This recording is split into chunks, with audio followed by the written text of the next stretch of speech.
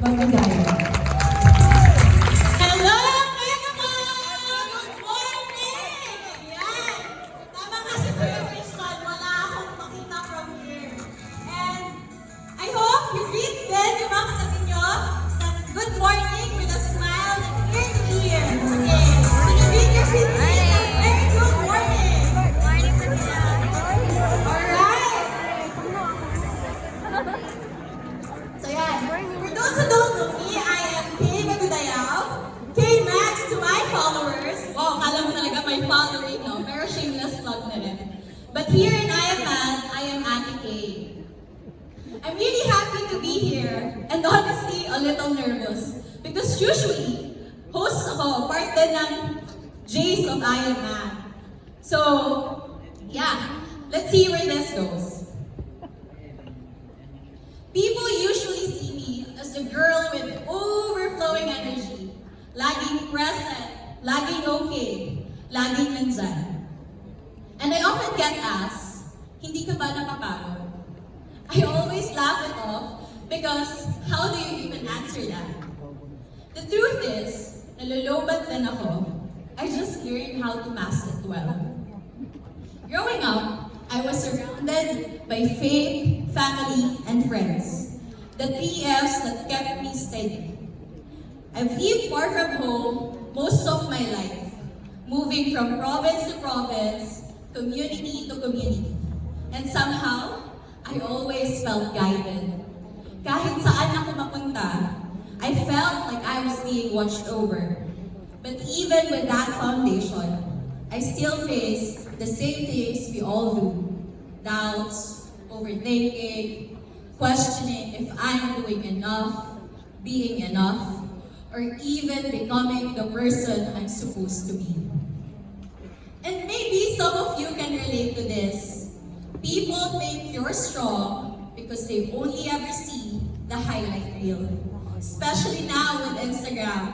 So tell me, kahit hindi ko kayo makita, who here is the life of the party in your barkada?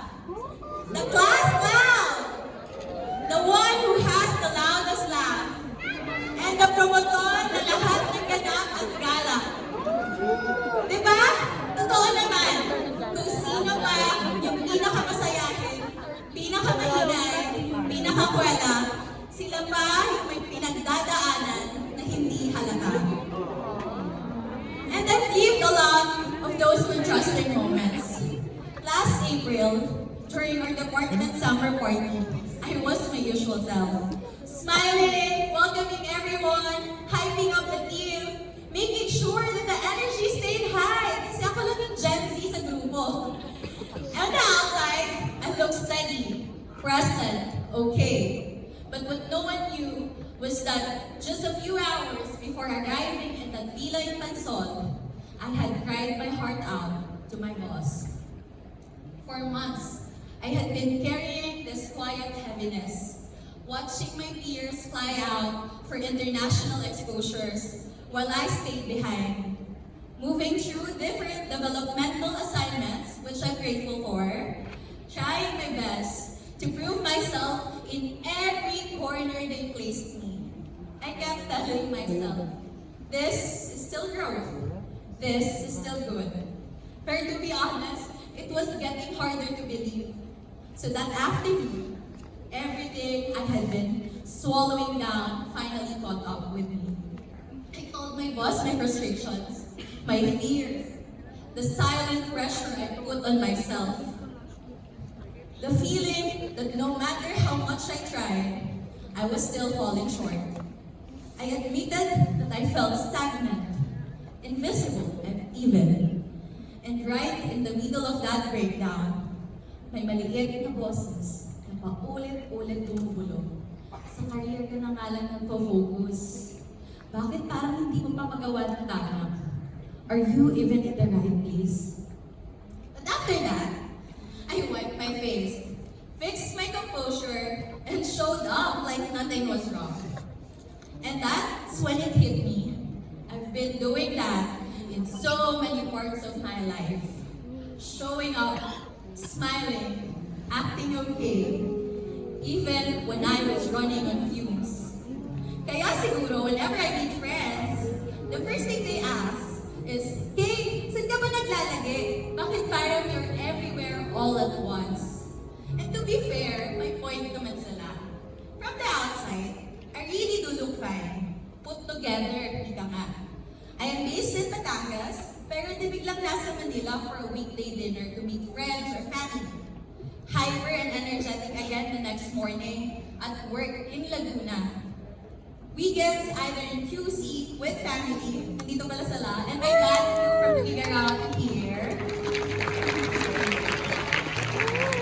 Na para bang balance ang buhay ni girl, diba? What they don't see is that sometimes, that always on-the-go version of me is just me trying to outrun the heaviness. Trying to look okay so no one asks too many questions. Behind the scenes, same silent battles, same spiraling doubts, same tired heart trying to put everything together. Most of my life, yung previous slide po. Yung previous slide po. Okay. Most of my life was spent away from home. You will not believe it. I'm on my 8th house now, and 8th home province. Cagayan, Isabela, Palawan, Kalinga, Bataan, Laguna, Batangas. Every few years, a new address. And each place taught me something I still carry today. In Isabela, where I went to high school, I learned early on that the friends you make in high school can become your lifelong constants. They became my weekday family, the people I laughed with, grew with, survived teenage chaos with. We all came from different backgrounds, but somehow, we made it work. Doon ko natutunan how to meet people halfway, adjust and understand. Those lessons stayed with me long after I left. So, yan. Napakita ko sana yung pictures ko, friends ko. Ayan, so yun yung nasa taas. Madami akong group of friends, so sa Venn diagram, ako yung gitna. Diba? Quantity over quality siguro. In Palawan, I had long, quiet moments asking myself, saan ba ako patungo? From the north to the south? From Cagayan to Palawan, tinatapon ako ng parents ko doon. Thanks, Dad. I hated it there at first. I felt like it robbed me of my dream. The dream of becoming an advertising tycoon in New York. I wanted to take comms in Baguio. But sabi ng tatay ko, wag na, take petroleum engineering instead. Kasi I will earn millions in a month, which didn't exactly happen. Very thankful pa rin kasi from here. But slowly, in that quiet island life, I started rediscovering myself. Dito ko natutunan kilalanin kung ano talaga ang gusto ko sa sarili ko, sa mga tao, at sa mga bagay na tunay na mahalaga. Dito ko rin natutunang magbahagi sa kapwa, sa kalikasan, at sa komunidad. And interestingly, it was also in Palawan where I first encountered MAD. I reached out, pero tapos na pala yung MAD camp. So I followed them on socials na lang kasi puro bot yung sumasagot sa akin. And life moved on. In Kalinga, I had my internship at the geothermal project. I live with 3 brothers, friends from different mothers who treated me like their mom or their little sister, depending on the day. It was my first real exposure to the field work and community life. And very quickly, I realized that to truly belong, I couldn't just stay on the surface. I needed to immerse myself in their culture. One summer afternoon, our boss asked if we wanted to take a hike at a nearby village to visit Awekno. Only 2 of us hadn't been there, so we went. We thought it would be a quick visit, but it turned into an unexpected expected overnight stay, and we ended up hiking back down as the sun was rising. So imagine, naka-PPE kami, gano'n. Tapos naka-hard pa ako sa picture. Yan, wala akong dalang anything. So, naki-overnight ka, tapos mag-isa kang girl. Very out of the comfort zone talaga siya. So, I remember the feeling, the strange mix of fear and peace. How am I even here? And at the same time, a quiet certainty that maybe this is exactly where I'm meant to be. What struck me most was seeing the whole village come together for the grieving family. Everyone, from the youngest children to the elders, showed up. In that moment, I truly understood what people mean when they say it takes a village, because there, in Kalinga, I witnessed one. And looking back now, it feels full circle. That was my first step into the world I'm part of today. The work I do, the communities I serve, the purpose I carry. I didn't know it then, but Kalinga was preparing me for the life that I am living now. Then came Bataan. So ito yung mga buskong guys. If Palawan was where I first questioned my path, and Kalinga was where I first felt purpose unfolding, Bataan became the beginning of my real life. It was far from home, in a place where I didn't know anyone, or how people worked or interacted. It was also my first time spending the holidays away from my family. I was part of operations, and most of the time, ako lang yung babae sa grupo ng 5. So tignan nyo naman, diba? Ang, ano lang, basic lang yung mga outfitan nila, pero si girl out of the den. Hindi, but somehow, they became kuyas, even father figures, who guided me, not just in work, but in life. Hindi nila ako pinabayaan, lalo na kapag sinusumbong si girl ng kalambutan. Their kindness grounded me during a time when everything felt new, unfamiliar, and honestly, a little lonely. And it was also in Bataan where my own moment with Mad happened. After years of being inactive on Facebook, one random day, I opened it and saw an ad for Mad Camp La Union. Logistically speaking, since I'm a planner, chinek ko muna kung may biyaheng Mariveles to La Union. And nung meron, I registered even if I didn't know a single soul. And the rest, as they say, is history. It was in that moment that everything clicked. The questions I wrestled with in Palawan, the grounding lessons I learned in Kalinga, the growing pains I faced in Bataan, they were all leading me toward the same thing, the desire to make a difference in the lives of the people I encounter. And hopefully, sa mga audience na to, meron akong na-touch or kahit pa paano ay na-move yung life nila dahil sa kwento, madami kong kwento. Every place shaped me, every place prepared me. After a long time, I thought that was enough. That as long as I kept learning, serving, and showing up for others, I'd always stay grounded. But life has a way of humbling you. Even when you think you've already figured yourself out. Because this year tested me in ways I didn't see coming. This year, I decided to be mysterious. Naghayatos ako sa Instagram. I deactivated all my accounts and all that. And for context, it was not very me. Because I used to post bi-weekly updates that nobody asked for. What I ate, where I went, who I was with, what hobby I tried, and of course, the life lessons. This year, I stepped back. I wanted to work in the silence. Away from the noise, away from the pressure, away from feeling like I always had to be on. I needed to do the inner work.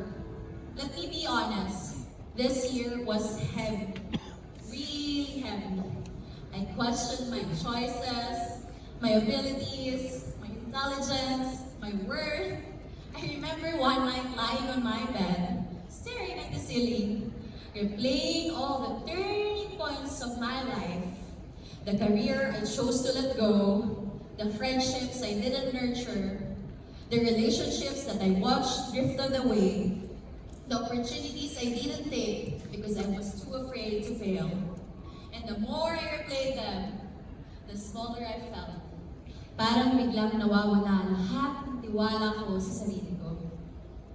Before I knew it, I was sitting on the floor thinking, bakit parang ang bigat-bigat na? Bakit parang hindi ko na kaya? Quiet battles, private breaking points, internal storms na walang nakakaalam. Even in those slow moments, I wasn't truly alone. People held me. Friends would check up on me, asking if I was okay, if I needed anything. My favorite line, I'm praying for you. Whenever I needed to vent, breathe, or just be heard, I knew I could go to Kuya Mako's house and be surrounded by I Am Mad family or the Pobla fam. If I needed someone to listen, I could call the drilling guys in Mandaluyong and catch up. And of course, I could always rely on my sisters, my panganay support group, especially during quiet weekends in Batangas, when I felt the need to reconnect, reflect, and to be truly heard. My parents, clingy as they are, would call me first thing in the morning and last thing at night. And my brothers and cousins, always there whenever I needed them. And somehow, that was enough to help me stand again. Earlier this year, I was part of the Dream Team, the organizing team for Mad Builders Camp La Union. Full circle, di ba? From first Mad La Union to Dream Team ng Builders Camp sa La Union ulit. But I couldn't be there because I had field duty in Albay. But I still wanted to contribute. So the day before the camp, I went to the headquarters.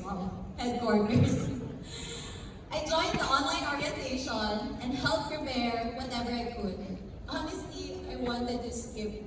But I showed up anyway.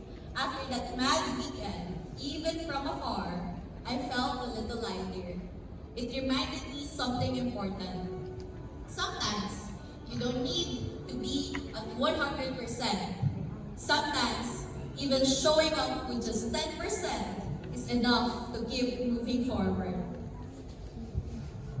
I faced a lot of closed doors this year, but some of the heaviest feelings came from a choice I made a couple of years ago. I had let go of an opportunity, a role that could have pushed me further, even offered better pay, and the regret lingered. There were days I wondered if God was a little tampo at me. Like He opened the door and I just walked past it. I kept asking myself, did I make the right choice? It felt like I had given up something certain for a bigger unknown goal. And the moment I finally surrendered the regret, when I stopped forcing things and simply allowed myself to trust, that's when it came. My mana. So, medyo magaling kayong mag-decipher ng mga pictures, two pics, one word. Nandiyan na yan. Something that felt right, aligned, so big, bigger than I ever imagined. Something that will change my life forever and take me to a whole new chapter. For now, I won't explicitly say it because I want to keep it sacredness. And that's when I realized staying put was necessary. That choice, as painful as it felt at that time, became my ticket to something much bigger. Like a soft, reassuring whisper from God, see, hindi kita nakakalimutan. That moment reminded me, sometimes the things meant for you arrive quietly. Sometimes the things you thought you lost aren't gone at all. They're simply making space for something better and finding peace in knowing that everything will unfold just as it should. It is not passive. It is not just waiting. It is trusting, breathing. It's surrendering the things I cannot control. It's knowing that even when I don't understand what's happening, something good is being prepared behind the scenes. Puhon, let's trust the flow of life because everything meant for us will come, not rushed, not forced, but in its beautiful, perfect time. Thank you very much! Maraming